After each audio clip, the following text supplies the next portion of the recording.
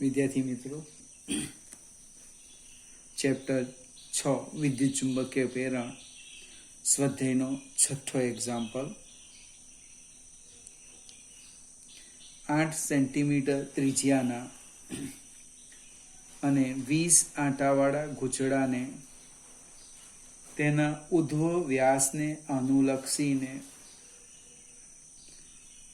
3×10⁻² ટેસ્લાના મૂલ્યના એક સમાન સમક્ષિતિજ ચુંબકીય ક્ષેત્રમાં 50 રેડિયન પર સેકન્ડની કોણીય ઝડપથી ભ્રમણ કરાવવામાં આવે છે. આ ગૂંચળામાં પ્રેરિત મહત્તમ અને સરેરાશ EMF મેળવો. જો આ ગૂંચળું 10 ઓહ્મ અવરોધનો એક બંધ ગાળો રચે તો ગૂંચળામાં પ્રવાહના મહત્તમ મૂલ્યની ગણતરી કરો. પાવર શોધો. આ શક્તિ ક્યાંથી આવે છે? નાના નાના ઘણા પ્રશ્ન છે. એક ત્રિજ્યા આપી છે ગૂંચળાની 8 સેન્ટીમીટર એટલે 8×10⁻² મીટર. આંટાની સંખ્યા આપી છે 20. બી આપ્યું છે 3×10⁻² ટેસ્લા. ઓમેગા આપ્યું છે 50 રેડિયન પર સેકન્ડ. હવે મહત્તમ EMF એટલે VM અને સરેરાશ V, આવા બે પ્રશ્ન છે. અવરોધ જો પરિપથનો 10 ઓહ્મ હોય તો પ્રવાહ પૂછેલો છે, પાવર શોધવાનું છે. હવે પહેલા વીનું સૂત્ર લખીએ એટલે ખ્યાલ આવશે. સરેરાશ V પણ શોધવાનું છે. ગૂંચળામાં પ્રેરિત EMF V બરાબર NAB omega sin omega t. હવે VM કેટલા છે? તો મહત્તમ વોલ્ટેજ, સાઇનનો સહગુણક એ વોલ્ટેજનો કંપ વિસ્તાર, મહત્તમ મૂલ્ય VM NAB ઓમેગા. એ આપણી પાસે ડાયરેક્ટ નથી એટલે એની કિંમત મૂકીએ N πr² B ઓમેગા. બધી જ કિંમત આપણે મૂકી દઈએ. N 20 ગુણ્યા 3.14 ગુણ્યા 8નો વર્ગ 64 10⁻⁴ ગુણ્યા B 3×10⁻² ગુણ્યા ઓમેગા 50 રેડિયન પર સેકન્ડ છે. આ બધી જ કિંમત મૂકીએ એટલે લગભગ VM આવે છે. હું ડાયરેક્ટ લખું છું 0.603 વોલ્ટ.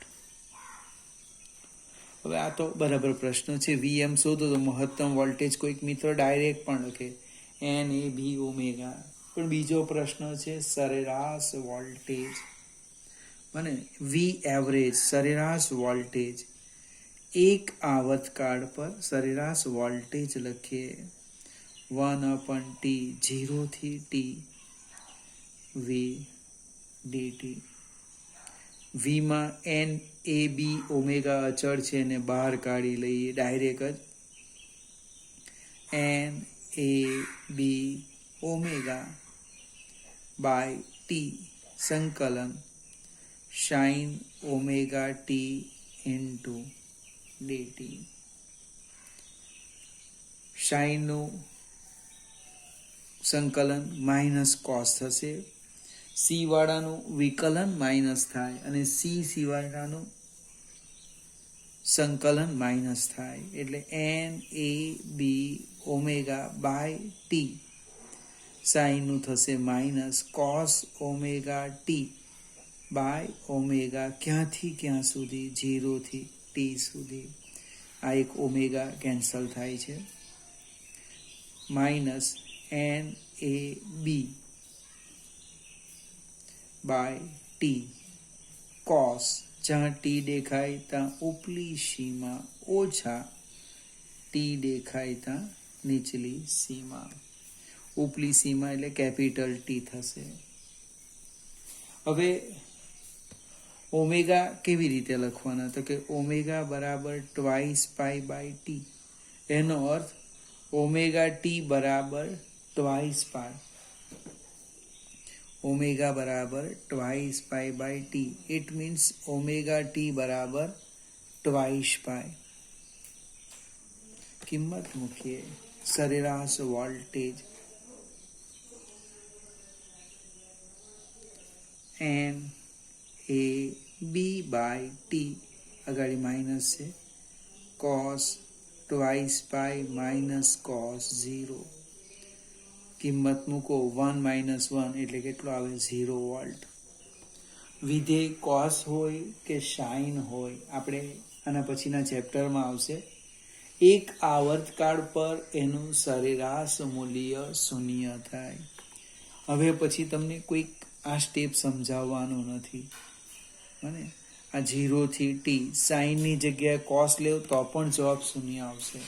તમે જ્યારે જે લેવું હોય તે, પણ પ્રશ્ન મારો છે એક આવર્તકાળ પર સાઇન કે કોસ વિધેય હોય એનું સરેરાશ મૂલ્ય 0 આવે.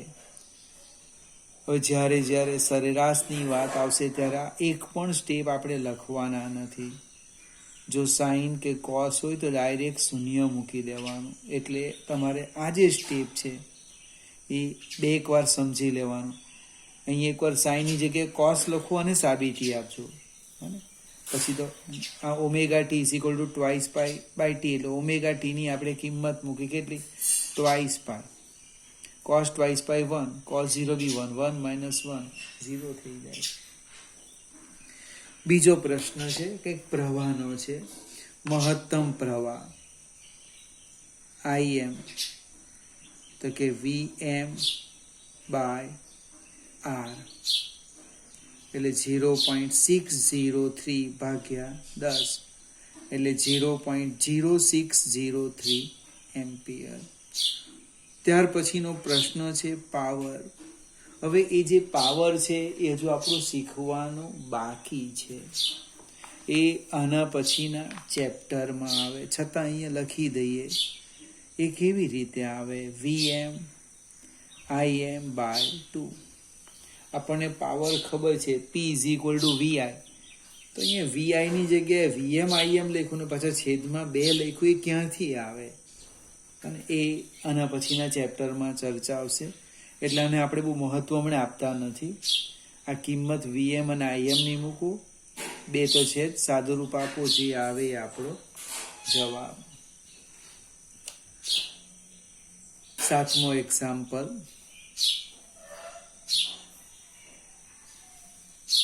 પૂર્વથી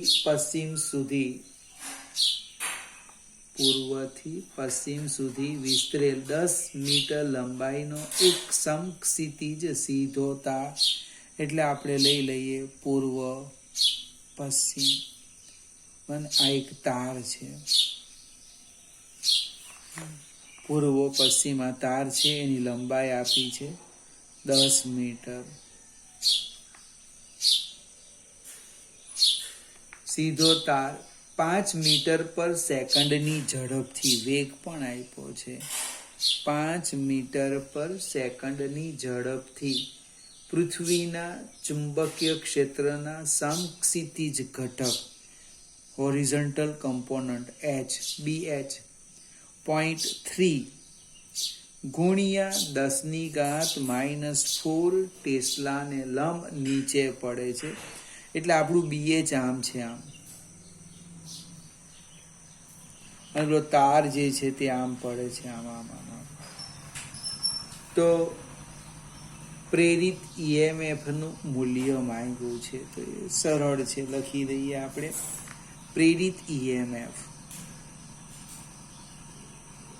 એપ્સિલોન અથવા તો V જે લખવું હોય તે BLV. અહીંયા આપણે હોરિઝોન્ટલ કમ્પોનન્ટનો H લખીએ, BHLV. એટલે 0.3 ગુણ્યા 10⁻⁻4 L 10 મીટર ગુણ્યા 5 મને 10 ગુણ્યા 0.3 એટલે 3 આવશે. 3 ગુણ્યા 5 એટલે કેટલા થવાના? 15.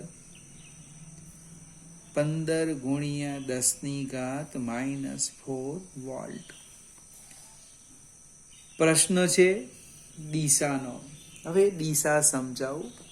આ મારો જમણો હાથનો જે પંજો છે એ જોજો. આંગળીઓ ચુંબકીય ક્ષેત્રની દિશામાં રાખવાની અને અંગૂઠો પ્રવાહની દિશામાં લેવાનો. હવે અહીંયા જે ઈએમએફ ઉદ્ભવે એ ગતિને કારણે ઉદ્ભવે, એટલે ગતિનો જ વિરોધ થવો જોઈએ. એટલે જે નીચે પડે છે એની જગ્યાએ ઉપર બળ લાગવું જોઈએ. ઉપર બળ ક્યારે લાગે? તો પ્રવાહ પૂર્વથી પશ્ચિમ. તમે ચેક કરો આ રીતના. અંગૂઠો પ્રવાહની દિશામાં, એટલે પૂર્વ આ બાજુ લીધું, પૂર્વથી પશ્ચિમ. આંગળી ક્ષેત્રની દિશામાં, તો હથેળીને લંબ દિશા એ બળ એફની દિશા. જો બળ એને ઉપર તરફ લાગતું હોય તો શું કહેવાય? એની ગતિનો વિરોધ કહેવાય. જો પશ્ચિમથી પૂર્વ લેવું એટલે આખું બદલાઈ જાય. બળ અધુ દિશામાં લાગે અને ગતિ પણ એ દિશામાં ગતિ કરે, તેનો વેગમાં વધારો થશે. એટલે અહીંયા જે ઈએમએફની દિશા છે, ઈએમએફની દિશા એ પૂર્વથી પશ્ચિમ આવશે. પૂર્વથી પશ્ચિમ આવવાની. અને કયો છેડો ધન? તો કે પ્રવાહ જો પૂર્વથી પશ્ચિમ વહે તો પૂર્વ પ્લસ અને પશ્ચિમ માઇનસ. પ્રવાહ પશ્ચિમથી પૂર્વ જતો હોય તો આ પ્લસ થાય. ટૂંકમાં પ્રવાહ વધુ સ્થિતિમાનથી ઓછા સ્થિતિમાન તરફ વહે. આપણે આગળ જઈએ. 8મો એક્ઝામ્પલ. એક પરિપથમાં 0.1 સેકન્ડમાં વિદ્યુત પ્રવાહમાં 5 એમ્પિયરથી 0 એમ્પિયર ઘટાડો થાય છે. 200 વોલ્ટ સરેરાશ ઈએમએફ પ્રેરિત થાય તો આ પરિપથના આત્મપ્રેરકત્વનો અંદાજ આપો. હવે જે કંઈક આપ્યું છે આપણે લખી દઈએ. એક સમય આપ્યો છે ડેલ્ટા ટી. 0.1 સેકન્ડમાં જે પ્રવાહ છે, શરૂઆતના પ્રવાહને હું I1 કેમ 5 એમ્પિયર થી કેટલો થાય છે? 0 એમ્પિયર થાય છે. એ દરમિયાન આત્મપ્રેરિત ઈએમએફ જે ઉદ્ભવે એ 200 વોલ્ટ છે. તો પરિપથનું આત્મપ્રેરકત્વ શોધો. આવું એક સરળ ઓબ્જેક્ટિવ પૂછી શકાય જેમાં ગણતરી ખૂબ ઓછી આવે. આત્મપ્રેરિત ઈએમએફ આપણે અહીંયા લખી દઈએ સાઈડ પર. આત્મપ્રેરિત ઈએમએફ એપ્સિલોન બરાબર L delta I by delta T. અહીંયા મેં ઋણ નિશાની લીધી નથી, લેન્ઝના નિયમનું સૂચન કરે. એટલે L is equal to epsilon delta T by delta I. એટલે કે epsilon delta T divide by I2 minus I1. આપણે એક કામ કરીએ, માઇનસ મૂકી દઈએ એટલે ઓછા ઓછા નીકળી જશે. કિંમત મૂકો. -200 ગુણ્યા 0.1 ડિવાઈડ બાય 0 માઇનસ 5. ઓછા ઓછા વધતા થશે. 200 ગુણ્યા 0.1 એટલે 20. 20 ભાગ્યા 5 એટલે 4 હેનરી. નવો એકમ શોધવાની જવાનો. જે આપણને ખબર હોય એ જ લખી દેવાનું. 9મો એક્ઝામ્પલ. પાસ પાસે રહેલ ગૂંચળાની જોડનું અન્યોન્ય પ્રેરકત્વ એટલે એમ આપેલું છે. હમણે જે આપણે ગણતરી કરી એ આત્મપ્રેરકત્વ. આ છે અન્યોન્ય પ્રેરકત્વ. જો એક ગૂંચળામાં પ્રવાહના ફેરફારનો દર 0 થી 20 એમ્પિયરનો હોય તો અન્ય ગૂંચળા સાથે સંકળાયેલ ફ્લક્સનો ફેરફાર શું છે? ડેલ્ટા ટી આપેલા છે, ડેલ્ટા ટી 0.5 સેકન્ડ, અને આપણે ડેલ્ટા I1 લખીએ, કોઈ એક ગૂંચળું 1 લખો કાં 2 લખો, 0 થી 20 એમ્પિયર એટલે એ થવાનું 20 એમ્પિયર. તો પ્રશ્ન છે ડેલ્ટા phi2 કેટલા, આવો કંઈક પ્રશ્ન છે. ડેલ્ટા ટી આપણને આપેલા છે 0.5 સેકન્ડ. હવે પ્રેરકત્વની વ્યાખ્યા છે ફ્લક્સ અને પ્રવાહનો ગુણોત્તર. અહીંયા અન્યોન્ય પ્રેરકત્વ છે એટલે એક ગૂંચળાનું ફ્લક્સ તો બીજાનો પ્રવાહ. તો હું લખું ડેલ્ટા phi2 તો છેદમાં લખું ડેલ્ટા I1. જો પ્રશ્ન તો સરખો જ છે, ફ્લક્સ અને પ્રવાહનો ગુણોત્તર, પણ એક બે હોય તો આત્મપ્રેરકત્વ થાય. 2 ગૂંચળા છે એટલે એકનું ફ્લક્સ તો બીજાનો પ્રવાહ, એનો જે ગુણોત્તર એનું નામ છે અન્યોન્ય પ્રેરકત્વ. એટલે કે ડેલ્ટા phi2 બરાબર m into delta I1. m આપેલા છે 1.5 ગુણ્યા ડેલ્ટા I છે 20, એટલે લગભગ 1 મીંડું નીકળી જાય એટલે 15 દુ 30, સાદું રૂપ આપો એટલે 30 વેબર આવશે. હવે અહીંયા સમય આપેલો હતો એટલે કેટલાક મિત્ર ક્યાં પહોંચી જતા EMF પર, કે એપ્સિલોન બરાબર m delta I by delta T, પણ ભાઈ I એપ્સિલોન નહોતા આપ્યા અને માગેલું હતું આપણને ફ્લક્સનો ફેરફાર. ફરીથી સરસ મજાનું ઓબ્જેક્ટિવ પૂછી શકાય. એક સ્ટેપ વધારે આપ્યું એટલે આપણા મગજમાં ચાલે ડાયરેક્ટ મને પ્રેરિત EMF m di by dt, અને માગ્યું હતું ફ્લક્સ.